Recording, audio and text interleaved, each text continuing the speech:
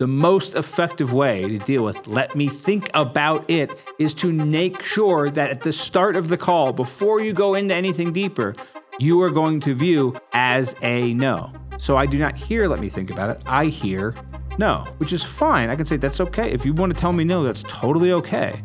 I'm just hearing that as a no, unless I'm missing something. Is a process approach rather than getting at the end and dealing with an objection. Welcome, everyone, to the Close More Sales podcast. On today's episode, we are talking about objections. My team has prepared for me 10 different questions regarding specific objections, as well as some mindset and mentality things around how to think about objections and obstacles and how to overcome them. So we will get specific on certain types of objections that are across the board, no matter what it is you're selling, no matter your industry, in regards to, I need to think it over, I can't afford this, or it's not in the budget, the price is too high, as well as I'm considering competitors, or this seems like something else I've seen. We'll talk about how to overcome these objections, how to think about overcoming them, how to prepare the sales conversation so you never have to overcome them. So we're going to dive into that here. But first, before I even get into that, the purpose of this show is to inspire sales professionals and entrepreneurs to push themselves to grow, achieve unimaginable success without burning out, and ultimately transform their lives. I'm Ian Ross, and I'm obsessed with all things sales, from objections to mentality stuff, all the nuances, all the psychological techniques. I'm obsessed with it all, and I work with teams across the English-speaking world to make more money by asking better questions. The most proven path to achieving financial freedom is maximizing your earning potential. And a sales role is the lowest barrier with the highest possible ceiling for entry onto that path. Anyone can become a killer salesperson with the right techniques, mindset, and consistency. And everything we cover on this podcast is geared toward one thing: helping you close more sales so you can live the life you want. And we found out relatively recently that a lot of our listeners and viewers aren't actually subscribed. They don't follow the podcast. So if you get value in what we talk about here today, please like, subscribe, follow, all that stuff, and share this with your coworkers. Share the show with coworkers, with friends, with anyone you think could benefit from what we talk about here. And if you want a cheat sheet on exactly what to say on a follow-up call, text follow-up to 33777, and we'll send that to you completely for free so you never get caught off guard and have to say, I'm just following up ever again. The first question I ask you, the first objection I've been told to overcome, is I was asked, what should I do when a prospect questions my expertise or credibility? What should I do when a prospect questions my expertise or credibility? This is an interesting question because it depends where they're questioning it and how. So for instance, I tend to think about this in two different phases. The most difficult part for most salespeople is the start of the call or the outreach or being taken seriously early on. In that aspect, there's not much you can do in regards to having your expertise questions other than being curious and asking appropriate questions regarding their level of interest in what it is you have to provide. And I can get more nuances, some tactical stuff about how to do that. But if it's early on in the process, then it might just be a matter of they are not interested. And so them questioning your expertise is kind of a matter of them just demonstrating a lack of interest or a lack of want or desire for what it is you say you are trying to provide, often. However, if this happens a little bit farther into the conversation, you're a little bit deeper into it, where they start to reveal through hesitations, tonality, facial expressions, if you're in person or seeing them over Zoom, that they don't believe what you're saying and they don't trust you or your company or view you as credible. To me, the most important thing you could probably do is to think about this through the guise of some type of third-party story, some type of, we were encountering a thing like this before, and it's a very common thing to feel this way. Validate the sensation of them questioning your expertise. If you're new to it, say, I get why It seems like you're hesitant. I'm relatively new to this role at this company, so therefore it makes sense that I don't have all the answers to everything. I can tell you what I do have, which is an amazing product or service. I don't know if it's right for you yet, and I'm sorry that I haven't done a good enough job of conveying the value of it. But if it doesn't make sense for you, the last thing I want to do is waste either of our times. Is your thought process right now that this isn't something you would ever benefit from, or is there something more particular about it that's making you hold off currently? Right? So the reality is the way to demonstrate expertise is through your questions, right? There's no reason anyone should question your expertise as the sales professional unless you're demonstrating that you don't know what you're saying, don't know what you're talking about, or don't know how to ask good questions of the avatar of the person you're trying to sell. So to me, if I'm getting this, I would think you probably are asking stupid questions. That might be a fault of a script you're told to read. The credibility thing might be because you represent a company that's got a really bad reputation online, and then I would have to get into more nuances of how to deal with that. But ultimately, if it's very early on in the conversation, that might just be part of the process, just because they're annoyed that you're interrupting them, assuming it's a level of outreach. If it's farther in the conversation, or I suppose if it's an inbound call in any way, shape, or form, like they're a response to marketing, well, then there's different levels of how you could think about that. But ultimately, I want to demonstrate non-neediness. I view you questioning my expertise or my credibility as you saying you don't need whatever it is that I have to offer. And the way I react when someone questions that is not to try and demonstrate, try and show you. It would be through a third-party story of what we have seen, but then I would also want to end that with pulling back myself. If you are hesitant, I am more hesitant. If you are uncertain, I am more uncertain. I've given this example before. When I was asked, can you really help our sales team? Like, are you the right guy for this? The way to answer that is not actually to tell them how good I am or to tell them about the success I've been having, but instead switch the dynamic of the conversation so that they are selling me. And the very idea of them questioning my credibility means I have to sell to them. So I would want to do what seems like the opposite approach for most salespeople, which is then to start explaining, start telling, start giving, start sending testimonials, start sharing case studies and all that stuff. I could say, we have case studies to show you. I'm not entirely sure this is something you would even value right now. I want to pull back even farther to make sure I switch the way the conversation is going so that I am less needy of this deal than you are, so that you're more willing to answer my questions. A simple answer there is that's how I would deal with that. Hope that's valuable. The next question here, how do I pivot the conversation when a prospect focuses only on price and not value? Well, you failed if that's what you're getting. Or it's your prospect telling you that they have absolutely no money, and so there's no way they could do this regardless of the value. Again, there's two ways you could think about this. And I might have this type of response for most of these questions because I'm lacking the context of what is meant by these questions. Usually, if I'm being asked this on a call or by one of my clients, I ask for clarity before I try and solve any problem or get any more information on a question. So when I hear this, I would say, how did they pivot it? Like, what was the price point? What were they focusing on? Why did they not engage with the value? Principally, this is a problem with how you asked questions and how you presented the value if they are so focused on price, assuming it's something that they could in some way, shape, or form afford. The only other way to think about that is it is possible people who are so focused on price are simply disqualifying themselves from being worthy of you selling to them. It's possible, but I really want to emphasize my first reaction would be I did something wrong as the sales professional, full accountability for this. If I didn't get you talking about the value and you're so focused on price, I must have messed up. I would rather, because there's plenty of times I've had conversations with someone who's like, I really want this. That would be hugely helpful. And then it comes out they have no money. So if they are so focused on price up front, and they don't even want to talk about the value, I think I did something wrong anyway, because it still might be they can't afford it, but they should at least agree to the value. That should be something they are bought in for, at least in theory. But it's possible they're on guard enough around me as the sales professional, or There's just enough tough circumstances where instead of revealing that, they would rather put up the smokescreen of acting like they only are focused on the price rather than the value because they could never afford what you have to offer anyway.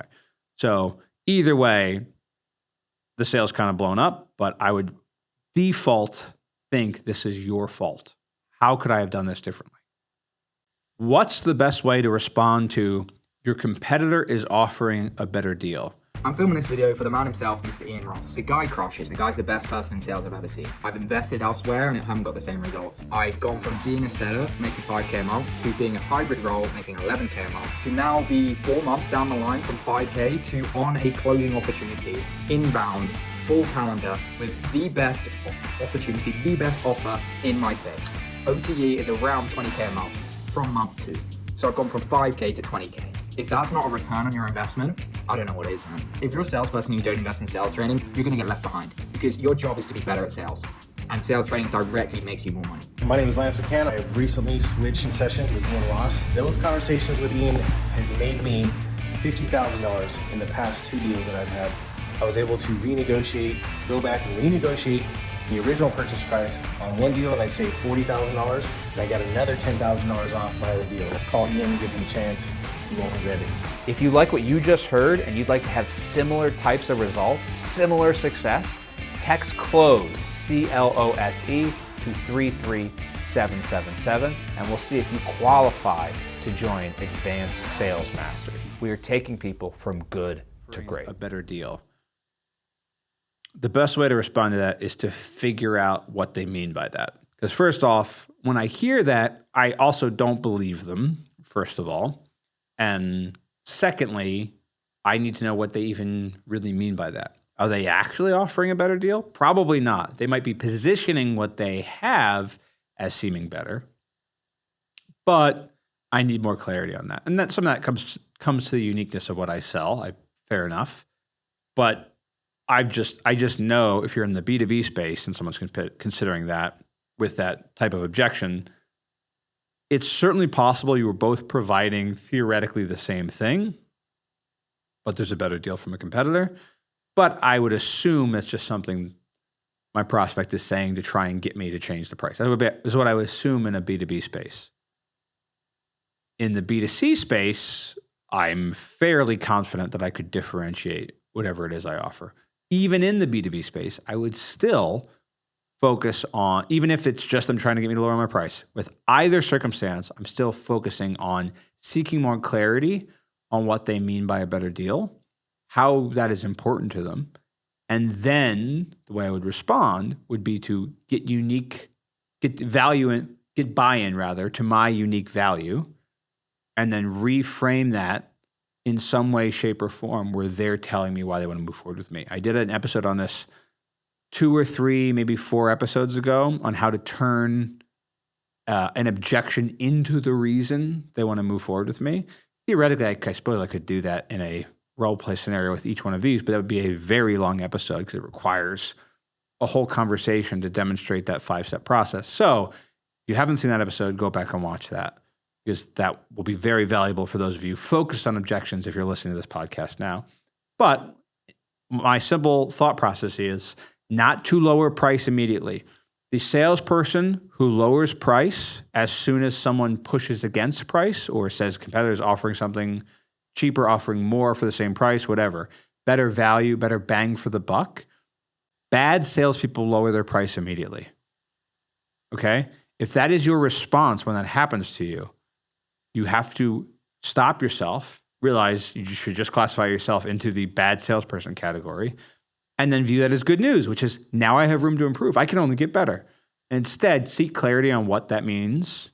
What is better about it? What's the timeline for it? How is the product different? How is it the same? Why is that important to them? And then figure out a way to differentiate whatever it is I do from whatever it is my competitor does, and ask them a question to get buy-in about if they feel like what I offer is actually more value rather than the pure statistical quote-unquote better deal that my competitor might be offering. So again, that process, it's a 5-step process. Check with a previous episode of Close My Sales podcast on how to deal with that exact same type of question. Next question. What's the right way to address? We've tried something like this before and it didn't work. Same idea as the previous question, right? Because I need to seek clarity on what they tried. How long ago did they try? Did they really try? Right? All those things are different, right? And my answer for almost all of this is an aspect of I need to seek more clarity first. Because without the context of why someone is responding a certain way and what it is they want to do, and how they came to that conclusion, it's always surface level if I respond to like, here's my memorized or rehearsed rebuttal to this objection. It will never ring as true as I would actually use in a real sales call because it will always be based off of what that person said to me. And to be able to do that effectively, I need to seek more clarity about what they mean by what they just said if I don't understand it. This is a really key point here, which is that sales resistance comes from feeling pushed, ignored, or misunderstood. And I don't give people that sensation. So the only thing that I should really get resistance to, in theory, is price, because they won't have any of those things. My stuff shouldn't feel similar to anyone else's. It should feel like better value because I've demonstrated that regardless of the price, this is better than the competitor. And the only challenge should be, well, I just can't afford it. So that's how I think about this. Outside of that, I've done something wrong. But if I'm hearing we've tried something like this before and it didn't work, my thought process would be like, I've heard stuff like that before. Tell me what it is that you tried and sort of how it didn't work, right? Because I need them to tell me. If I just give you this memorized response, it wouldn't be real. I would have to do a role play back and forth to make up what they'd say, to then show you what I'd say in response to that. Because everything I use to overcome any objection, to overcome any obstacle, to go for the close is always involving the words that the prospect have already given me. I am using active listening skills to figure out what is important to them. Not just what is important to them, but how they describe what is important to them. Do they describe it visually? Do they describe it with audio-related sounds? Is it kinesthetic? I'm always looking for how they describe things so I know how to describe things that I can do to solve their problems. So I know how to phrase a question or use a labeling statement or recap back what they said in a way where that language connects with them. So we've tried something like this before and it didn't work. Tell me more about what you mean. I can't overcome that without understanding a little bit more because I need more nuance. Because how I deal with everything involves nuance. It involves figuring out what is important to you and why. And that line lacks all of that. And the people who focus on overcoming objections as if it is the reciting of something memorized are silly. They're goofy. Stop listening to them. They're not really good at their job. They're not great. They're not the number one. They're not the GOAT. They're not good. Okay, so just embrace that entirely. Those people who position themselves that way on social media or online are clowns to the rest of us. Next question. How do I handle that I need to talk to my partner spouse first? This comes with something I probably should have started the podcast with, though I did talk about it before, is differentiating between an obstacle and an objection. So, to be clear, an objection is something that comes at the end of the conversation. That is someone who says that line when I go for the close. If it's brought up earlier, it is an obstacle. And depending on when it is brought up, I view it as a hurdle. And if it's brought up at the end when emotions are higher and I've already done the ask and gone for the close, then it's a higher hurdle for me to jump over. It's harder for me to overcome. I want to deal with that earlier on in the call so that I'm not going for the close. So simply put, if I'm getting that objection at the end, I really messed up. So if I hear that objection at the end of my call, how I would deal with it would be different from someone who hasn't already dealt with it first, because I would have heard that earlier as an obstacle and dealt with it then instead of an objection. And if it gets brought up again as an objection, I would probably tell them, like, I'm confused. I feel like I must be missing something. Before you'd said you'd already talked with her or you could make a decision without her, and now I'm hearing that you need to go and talk to her first, even though you said you'd already talked over her a little bit. What am I missing? Okay, man, I must have done something to lose your trust. I feel like I owe you an apology, because if you were ready to move forward before and now you're not, that's probably my mistake. This is an aspect of falling on my own sword. I'm going to do another podcast episode on that technique and how to use it in at different times, why, what, and when. But that's probably what I would use there, because by the time I am hearing that, I've already dealt with it. So it means it's a repeat obstacle brought up as an objection, which means I messed up. So I would definitely follow my sword in getting them to overcome it. Next question. What's the most effective way to deal with let me think about it? The most effective way to deal with let me think about it is to set expectations at the start of the call that them thinking about it is to be viewed as a no. I'll repeat that. The most effective way to deal with let me think about it is to make sure that at the start of the call, before you go into anything deeper, you are going to view let me think about it as a no. So I do not hear let me think about it. I hear no, which is fine. I can say that's okay. If you want to tell me no, that's totally okay. I'm just hearing that as a no, unless I'm missing something. That's the most effective way to deal with it, is a process approach rather than getting at the end and dealing with an objection. Outside of that, in the context of trying to, do viral little clips for how to deal with an objection, if I hear let me think about it, I would validate the sensation and ask for more clarity.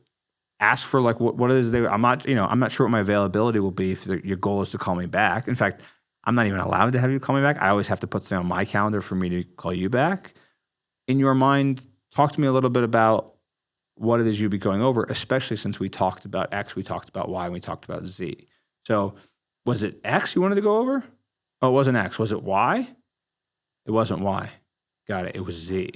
What about it that in your mind did you want to think over first, or did you want to get more clarity on that you're making a more informed decision if we were to ever talk again? Something along those lines. I can give you all these. Maybe I should just be doing that for this podcast, to be honest with you. I should just be doing these little brief little moments of this rather than the mindset stuff of you shouldn't be getting this objection, because that's probably what people want to see. But the real key point here is that I don't get objections like this at the end of the call because I've dealt with them earlier. So if you are a salesperson and you're getting objections like, let me think about it, let me talk to my partner, let me talk to my spouse, your competitor is offering a better deal. If you're getting any of that at the end, I would argue you could really benefit from our training because there's something wrong with how you're asking questions and the process you go through. The process you take your prospects through dictates the type of objections you will be getting, if you are getting any objections at all. We are trying to orient a perfect process, meaning I do not hear objections. I will hear obstacles earlier on, but I do not hear objections because I've dealt with the obstacle by the time I go for the close. If I do this right, the natural conclusion is you want to move forward with me. I never hear an objection. The sales training that focuses on objection handling, and we get to the end, now here's the only 5 objections I could get, and let's go through with that. That's beginner stuff to me now. I hate to be harsh about it, but that's how I view that. You're running a substandard process. It's stupid. You're making it harder on yourself for no reason. You can deal with this ahead of time. You can deal with this in hypotheticals. So I'm always dealing with stuff in the hypothetical, and I'm dealing with it earlier than when I go for the close, so that I can either shift the goalpost to another call if I believe the reason they have to go through with it, or I am able to make some type of adjustment on the fly in how I present when I present. That's what's really key. I do not get objections the way the rest of you get objections because I run a better process than you. I'm hitting this thing. I'm excited enough. I run a better process than you. I don't get these types of objections this way. What should I do when the prospect goes silent after raising an objection? When the prospect goes silent after raising an objection. Make sure I understand the question. I'm not sure I understand the question, to be entirely honest. I probably should have vetted this before part of the podcast, because if they go silent after they raise an objection, I would expect them to. I guess the thing would be they go silent after I rebut the objection, but I would ask a question, so them not going silent wouldn't really even make sense. Yeah, I should have vetted this one. This one doesn't make sense to me. I'm not sure how to deal with that. So we can simply put that. If that makes sense to you, let me know in the comments or something, because I have no idea what that even means. Next question. What's the most effective way to handle, I don't have the budget for this right now? this is case by case dependent. The best way to handle the budget issue is not to change the price immediately, like I talked about before when talking about the competitors having a better deal.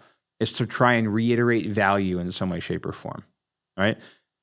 You have to understand that some people might default to this even if it's not true. Certainly, if you're selling to a business, they could probably get the budget. Not necessarily, but probably, which means they don't value it enough. So you didn't demonstrate the value enough. That's my first thought process. It might be inherently true they want this, and you're selling something that's incredibly expensive just by the pure cost of goods, but they don't have the budget, in which case I believe you and the goalpost has shifted, right? It's either not true and it's a value thing, or I believe you and now we have to set a time for when I do. So to me, I would always err on the side of not believing you and trying to reiterate the value, potentially talking about a smaller deal or maybe not discounting, but a payment plan, depending on what you're selling, right? Some adjustment to it if I really do believe you. But I always default to assuming it's just something you're saying and try and reiterate the value. Because for the most part, people can find the money if the value is insane. For the most part. And so in terms of running a best practice, I am going to assume I did not demonstrate the value appropriately. I didn't make you feel not just the certainty that you want this, but the conviction that you need this now. You didn't feel the urgency. That's my bad. It's my responsibility as the sales professional to get the prospect to feel that way. That's my assumption in terms of when I hear that. How do I reframe an objection to create urgency? I like that question. How do I reframe an objection to create urgency? So the urgency cannot automatically be built based on every single objection, because the objection might be, it might be something that creating urgency fails it. Like, so for I don't want to move forward, I'm feeling rushed. Well, I'm not trying to create urgency there. That person's indicating the urgency sensation is not what's helping them.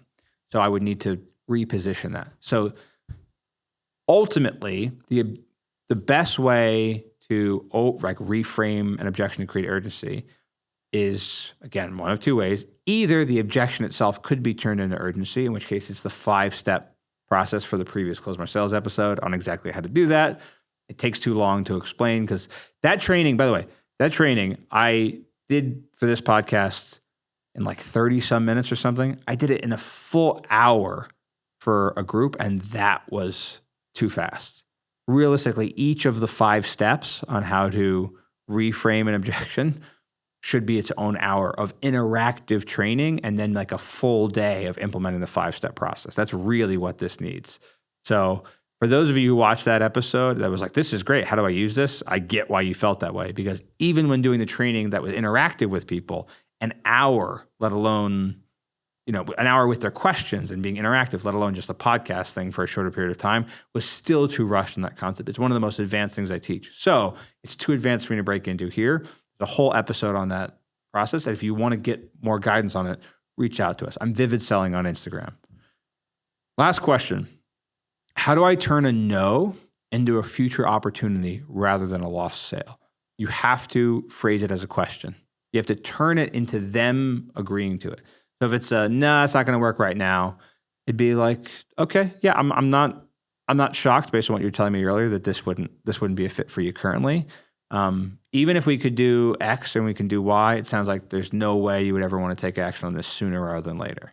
Right? And if they're no, I definitely wouldn't. So I'm still try and dig down on it. I would then probably ask about a follow-up time in case anything changes. So would it be worth it for me to check back in with you in a certain amount of time, depending on if things could change? Either we lower prices, your circumstances change. Is it even worth me following up, or is this something you were just never going to ever want to do?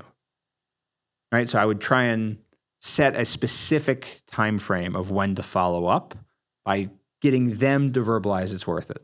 Now, for the most part, even if the person doesn't think it's worth it because they don't want it, they still might tell you, sure, it's okay to follow up just because you've they're trying to be a decent human, and you're asking, is it even worth it for me to follow up? And their thought process is, I can always not answer the phone. So you have to watch out for counterfeit yeses in that approach. And that comes from active listening, of actually paying attention to why it's a no, right? So like, is it just I can't afford it right now? Is it I don't have any use for this? Is it I already have better than this for less, right? So any of those things, if depending on what I hear and then how they verbalize being willing to deal with a follow-up call or a check back in appointment, depending on the tone and the verbiage of what they say, if they agree to that, that will determine if I actually do it. So to me, the best way to turn that no into a future opportunity is to set a follow-up time frame. If it's not an exact time because it's so far in the future, at least know, like, does it make sense to call you in 2 months? Does it make sense to call you in the spring? If we make a change, is it worth us having a conversation again? That's what I would want to do. And then try and get something that's on your calendar and theoretically maybe even on theirs to check back in, even if it's a long time frame. That's what I would do. If it's truly a no, I'm confident in it, depending on what it is I sell, right? Because I train different people in different industries. To me, if I still think you should be potentially buying this and I don't think you're permanently disqualified, I need you to verbalize to me that it makes sense for me to follow up with you at some point in the future. That's how I want to think about this. So I hope this was helpful for you. This was a different approach than we've done in the past, but I wanted to see if touching on this concept and the stuff that was provided to me, if this would be valuable for you. So I hope it was. If it was, let me know in the comments so I can do more of it. And if not, let me know in the comments too if you want some of the other stuff we do, because I want to make sure that this is as valuable for the listeners of this podcast as is humanly possible. I'm always oriented around not just getting people into sales, not just getting people who are just getting into it decent, but I particularly am most passionate about taking people from good to great, right? Taking people who already have enough success to be worthy of paying for some of the training, but to take them from that level into diving deeper, to being strategic with their tone, to being intentional with how they ask questions, to getting the prospect to verbalize everything in the world that matters to them, to painting the perfect vision of the future and feeling the pain of the present. That's what I'm passionate about. If you feel like you are at the stage where you're ready for training like that, text CLOSE, CLOSE, to 33777. You're a perfect candidate for the Advanced Sales Mastery Program. If you are brand new to sales, it's not for you yet. That's okay. You can keep watching this podcast and watching episodes over and over again to see what is actionable for you. But if you're like, no, I'm interested in greatness, not just kind of being okay. If you are in pursuit of that idea, that's who that program is for. It's taking you from good to great. If that interests you, text that number. I'm Ian Ross. This has been the Close More Sales Podcast.